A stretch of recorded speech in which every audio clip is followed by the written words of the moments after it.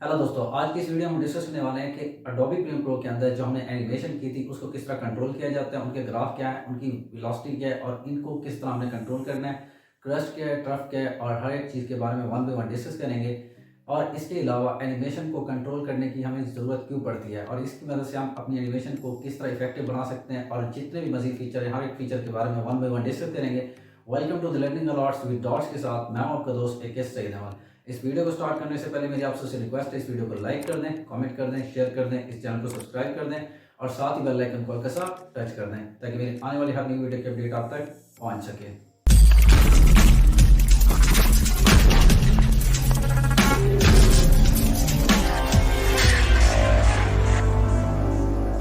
Okay दोस्तों, तो अब हम आगे अपनी वीडियो की होम स्क्रीन पर मैं सबसे पहले प्रीमियर प्रो को ओपन करने लगा और अपनी प्रोजेक्ट विंडो के अंदर राइट क्लिक करके न्यू आइटम में आने के बाद ब्लैक वीडियो को सिलेक्ट कर रहा हूँ और ओके जैसे क्लिक करूँगा हमारे पास ब्लैक वीडियो क्रिएट हो जाएगी हमारे प्रोजेक्ट विंडो के अंदर और इसको मैं ड्रैग एंड ड्रॉप कर रहा हूँ अपनी टाइमलाइन विंडो के अंदर और अपने एलिप्स टूल की मदद से मैं इसी के ऊपर एक एलिप्स बना रहा हूँ। ये देखें हमने एलिप्स बना ली और हमारे पास इफेक्ट कंट्रोल पैनल के अंदर हमारे पास मजीद जितने भी इसके फीचर्स हैं वो अपेयर हो जाएंगे।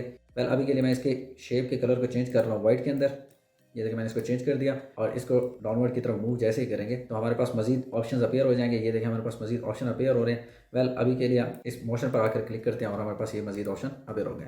वेल प्रीवियस वीडियो के अंदर हम डिस्कस कर चुके हैं कि किस तरह हम एनिमेशन करते हैं वन की फ्रेम टू अनदर की फ्रेम और इसकी एग्जांपल भी मैंने आपको दी थी कि किस तरह जो कार होती है उसकी जो स्पीड होती है वो ग्रेजुअली इंक्रीज होती है। इसी तरह एनिमेशन को जो हम इंस्ट्रक्शन देते हैं वो भी इसी तरह ग्रेजुअली चेंजिंग उसमें आती है। वेल आज की इस वीडियो में हम डिस्कस करेंगे कि किस तरह हम वो जो एनिमेशन हमने अप्लाई किया उसकी स्पीड को किस तरह कंट्रोल करते हैं। तो सबसे पहले हम इसी के ऊपर एनिमेशन अप्लाई कर देते हैं। हमारे सिलेक्शन टूल की मदद से मैं अपने प्ले हेड को इस पॉइंट पर ला रहा हूँ और इस पॉइंट पर लाने के बाद मैं पोजीशन की एनिमेशन को अप्लाई कर रहा हूँ और टॉगल एनिमेशन के टॉप वॉच आइकन पर जैसे क्लिक करूँगा तो हमारे पास एनिमेशन अप्लाई हो जाएगी और एक की फ्रेम हमारा ऐड हो जाएगा। वेल मैं दूसरे की फ्रेम को ऐड करने के लिए अपने प्ले हेड को थोड़ा सा आगे लाता हूँ और यहाँ पर आने के बाद मैं इस पर दूसरा की फ्रेम ऐड कर देता हूँ और अपनी मूवमेंट जो है इस कंटेंट की लेफ्ट टू राइट कर देता हूँ इस पॉइंट से इस पॉइंट तक। वेल अब हमने एनिमेशन अप्लाई कर दिया और इसी इफेक्ट एंड कंट्रोल पैनल के अंदर मैं टिल के बटन को जैसे ही प्रेस करूंगा हमारा जो इफेक्ट एंड कंट्रोल का पैनल होगा वो मैक्सिमाइज हो जाएगा। ये देखिए मैक्सिमाइज हो चुका है। जिस फीचर के थ्रू हमने इस कंटेंट पर इस इलिप्स पर एनिमेशन अप्लाई की थी उसके साथ आपको एक एरो का बटन रिप्रेजेंट होगा। आप जैसे इस पर क्लिक करेंगे आपके पास ग्राफ रिप्रेजेंट हो जाएगा और कुछ वैल्यूज भी रिप्रेजेंट हो जाएंगी। मैं इस पर क्लिक करता हूँ, ये देखिए हमारे पास ये कुछ वैल्यूज रिप्रेजेंट हो चुकी हैं और हमारे पास ये ग्राफ भी रिप्रेजेंट हो चुका है। वेल सबसे पहले हम डिस्कस करते हैं कि ये वैल्यूज क्या है। हमारे पास ये जो वेलोसिटी की वैल्यू दी गई है ये रिप्रेजेंट कर रही है कि हम जिस भी फ्रेम पर काम कर रहे हैं उस फ्रेम के ऊपर जो हमने एनिमेशन अप्लाई किया उसकी स्पीड क्या चल रही है। अब ये देखें मैं इस पर जैसे क्लिक करता हूँ और इसको मूव कर रहा हूँ, ये देखें इसकी वैल्यू पहले 0 थी और उसके बाद इसकी जो स्पीड है वो कांस्टेंट है क्योंकि हमने यहाँ पर एनिमेशन कांस्टेंट अप्लाई की हुई है। वेल ये कैसे चेंज होती है अभी हम देखते हैं। जब हम इजी ईज अप्लाई करेंगे या इजी आउट अप्लाई करेंगे तो ये इस पॉइंट से लेकर इस की फ्रेम पॉइंट तक ग्रेजुअली इंक्रीज भी होगी और इन की फ्रेम से बाहर इसकी वैल्यू 0 होगी। जैसे अभी के लिए ये देखें इसकी वैल्यू 0 है। इसके बाद ये देखें आपके पास ये जो वेव फॉर्म दी गई है इस वेव फॉर्म का जो अपर साइड होता है इसको हम कहते हैं क्रस्ट और जो इसकी लोअर साइड होती है इसको कहते हैं हम ट्रफ। सबसे पहले मैं इसको थोड़ा सा मैक्सिमाइज कर देता हूँ ताकि हमें चीज़ें वहाँ से रिप्रेजेंट हो। अब ये देखें ये आपके पास क्रस्ट है और ये आपके पास ट्रफ है और ये इसकी क्रस्ट की वैल्यू दी गई है और ये ट्रफ की वैल्यू दी गई है और इन दोनों को अगर रीसेट करना चाहते हैं तो आपके पास टॉगल ऑटोमेटिक रेंज रिसाइकलिंग का ऑप्शन दी गया है। इस पर जैसे क्लिक करेंगे आपने जो भी चेंजिंग की होगी वो इनिशियल पोजीशन पर आ जाएगी। वेल सबसे पहले ये देखें मैं क्रस्ट की वैल्यू को चेंज जैसे ही करूँगा तो ये वर्टिकली मूव करना स्टार्ट कर देगा। ये देखें ये वर्टिकली मूव कर रहा है, मैं इसकी वैल्यू को चेंज कर रहा हूँ और इसके अलावा जैसे ही मैं ट्रफ की वैल्यू को चेंज करूँगा तो हमारा जो ट्रफ होगा ये भी मूवमेंट करना स्टार्ट कर देगा। ये देखिए ये मूव कर रहा है, मैं इसको रीसेट कर रहा हूँ। ये देखिए रीसेट हो चुका है। फर्स्ट ऑफ ऑल हम इन दोनों को सिलेक्ट कर लेते हैं बिकॉज हमने जो एनिमेशन अप्लाई की हुई है वो लीनियर है। हमें कैसे पता चलता है ये देखिए मैं इस पर जैसे राइट क्लिक करूंगा टेम्पोरल इंटरपोलेशन के अंदर आने के बाद आपके पास ये जो लीनियर इस पर चेक लगा हुआ है इसी वजह से आपने जो एनिमेशन अप्लाई किया है वो लीनियर है। और इसके अलावा आपको कुछ मजीद फीचर दिए गए undo cut copy clear select all. इन फीचर्स को नॉर्मली डिस्कस करने का कोई फायदा नहीं है, बहुत ही नॉर्मल से फीचर्स हैं, आपको खुद भी पता होंगे। वेल ये देखिए हमारे पास जैसे ही हमने इनको सिलेक्ट किया इस वेव फॉर्म को हमने सिलेक्ट किया आपके पास एक तो ये दो की फ्रेम्स भी सिलेक्ट हो गए और साथ ही जो आपकी वेव फॉर्म है वहां पर आपको दो हैंडल्स रिप्रेजेंट हो रहे हैं। ये देखिए आपको ये छोटे से हैंडल रिप्रेजेंट हो रहे हैं, एक इस की फ्रेम पर और एक इस की फ्रेम पर। इन हैंडल की मदद से आप अपनी जो वेव फॉर्म है उसकी शेप को चेंज कर सकते हैं। वेल मैं इसको जैसे ही क्लिक करके ड्रैग एंड ड्रॉप करूंगा ये देखिए आपकी जो वेव फॉर्म है वो चेंज हो रही है। मैं इसको ऊपर की तरफ ला रहा हूँ। अब ये देखें इसकी वैल्यू भी चेंज हो चुकी है और इसकी शेप भी चेंज हो चुकी है। ये देखें अब इस तरह मैं इसको इधर भी मूव कर सकता हूँ। जिस तरह आप इसकी वेव फॉर्म बनाना चाहते हैं उस तरह आप इसको मूव कर सकते हैं। वेल एक चीज़ ये कि आपकी जो वेव फॉर्म है, अगर तो उस वेव फॉर्म की जो लोअर साइड होगी, मतलब ये देखें ये लोअर साइड है, आपकी वेव फॉर्म इस साइड पर बहुत इसकी वैल्यू कम है और इस साइड पर इसकी वैल्यू बहुत ज़्यादा है। जिस साइड पर इस वेव फॉर्म की जो शेप डाउनवर्ड की तरफ होगी वहाँ पर इसकी वैल्यू भी कम होगी और वहाँ पर जो आप एनिमेशन अप्लाई कर रहे हैं वहाँ पर उसकी स्पीड जो होगी वो भी कम होगी। और जहाँ पर आपकी जो वेव फॉर्म है उसका एम्पलीट्यूड बहुत ज़्यादा है, मतलब वैल्यू उसकी ज़्यादा है और यहाँ पर स्पीड भी बहुत ज़्यादा होगी। ये देखिए मैं टिल के बटन को अगेन प्रेस कर रहा हूँ और प्रेस करने के बाद ये मिनिमाइज हो जाएगा।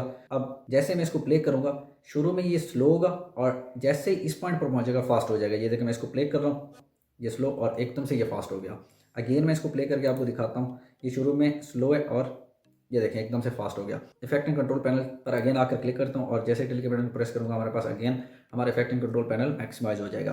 अंडू कर रहा हूँ, ये देखें मैंने इसको अंडू किया और हमारी जो वेव फॉर्म है अगेन उसी फॉर्म में आ गई है।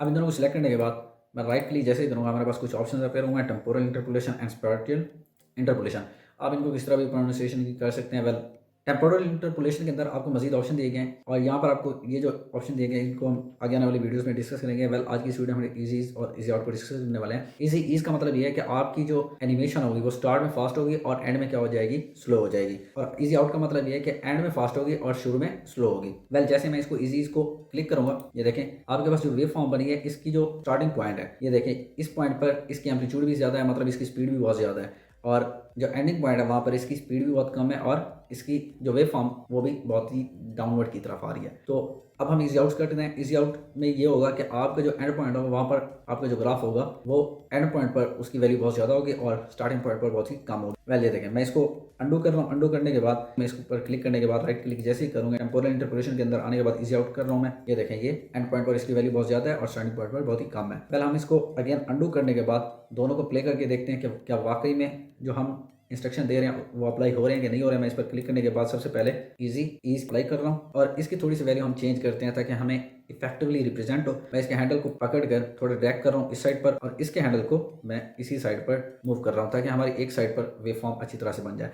अब ये देखें इस पॉइंट पर आने के बाद जैसे मैं इसको प्ले करूँगा, ये देखें मैं इसको प्ले कर रहा हूँ, जैसे ही मैं इसको प्ले करूँगा ये शुरू में फास्ट होगा और एंड में जाने के बाद स्लो हो जाएगा। ये देखें अगेन मैं इसको प्ले कर रहा हूँ, फास्ट एंड स्लो, अगेन मैं प्ले कर रहा हूँ, फास्ट एंड स्लो। ये देखें तो इसके बाद अगेन मैं इफेक्ट एंड कंट्रोल पैनल के अंदर आने के बाद टिल के बटन को प्रेस करने के बाद मैं इसको अंडू कर रहा हूँ और यहाँ पर आने के बाद और दोनों को सिलेक्ट करने के बाद राइट क्लिक करने के बाद टेम्पोरल इंटरपोलेशन के अंदर आएंगे। इजी आउट जैसे करेंगे हमारे पास इस तरह की वेव फॉर्म आ जाएगी। मैं इस वेव फॉर्म के इस पॉइंट को थोड़ा सा अगेन वैल्यू इसकी इंक्रीज कर देता हूँ और थोड़ा सा इसको अगेन इफेक्टिव बना लेते हैं। अब ये स्टार्टिंग पॉइंट में बहुत ही स्लो मूव करेगा और एंडिंग पॉइंट पर क्या होगा, बहुत ही फास्ट मूव करेगा। मैं इसको क्या कर रहा हूँ, अगेन टिल के बटन को प्रेस करने के बाद मैं इसको ला रहा हूँ स्टार्टिंग पॉइंट पर और इसको जैसे प्ले करूँगा ये देखें शुरू में speed slow again fast, again देखें slow fast, again slow and fast. तो इस तरह आप easy ease and easy out कर सकते हैं। तो easy ease and easy out की वर्किंग ये थी। इनकी मदद से आप अपनी एनिमेशन को थोड़े से इफेक्टिव बना सकते हैं बिकॉज वो जो एनिमेशन है वो एक कॉन्स्टेंट है तो इफेक्टिव रिप्रेजेंट नहीं हो रही होती, तो ये बहुत ज़्यादा इफेक्टिव रिप्रेजेंट होती है। तो इस तरह आप अपनी एनिमेशन को इफेक्टिव बना सकते हैं। इससे आपकी एनिमेशन की स्पीड को आप कंट्रोल कर सकते हैं, जिस तरह मैंने आपको बताया कि आप इसकी वैल्यूज़ को थोड़ा सा चेंज कर सकते हैं। वेल इसके अलावा आप इसी वैल्यूज़ को चेंज करके बहुत इफेक्टिव रिजल्ट्स क्रिएट कर सकते हैं। चलें मिलते हैं अगले लेक्चर में जहाँ पर हम देखेंगे कि एनिमेशन के मज़ीद जितने हमें फीचर्स दिए गए थे टेम्पोरल इंटरपोलेशन के अंदर और उन फीचर्स को किस तरह हमने यूज़ करना है। और अगर आपको ये वीडियो अच्छी लगी आपने इस वीडियो को लाइक करना है, कमेंट करना है, शेयर करना है, इस चैनल को सब्सक्राइब करना है और साथ ही बेल आइकन को टच कर देना ताकि मेरे आने वाली हर न्यू वीडियो की अपडेट आप तक पहुँच सके। चलें मिलते हैं अगली वीडियो में।